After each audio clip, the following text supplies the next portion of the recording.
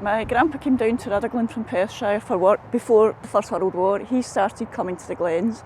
He started bringing my dad in the 20s when my dad was about 7. My dad went about the Glens 75 years till he died. He also did the Glens match reports for a little while as well. So he actually wrote the reports for the papers. And then I started coming to the Glens in 1991, and that's where I met my husband as well.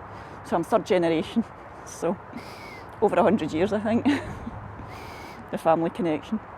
From a personal point of view, yeah, because it was a connection with my dad, it was a connection with my husband.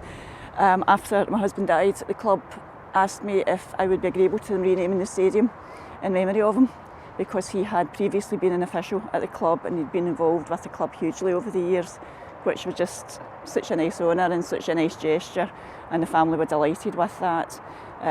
Although the official naming was done over a year ago, there was a formal naming ceremony at the start of this season when spectators were allowed back in, so some of the family came up from England for that as well. So yeah, it's been very touching. So yeah, the club has a personal connection, because if it hadn't been for them I might never have met Hamish, so that's a big plus for me. I was on the committee anyway, so instead of just being on the committee, I now chair the meetings. Also keep an eye on the finance side as well. Work with Peter very closely with the secretary. Chair the meetings here, and also will be chairing the AGM. So as of last October, that's when I became president.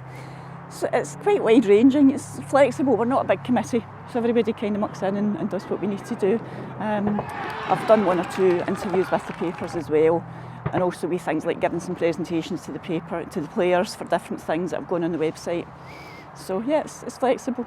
Not so much of the heavy work, I leave that to the guys.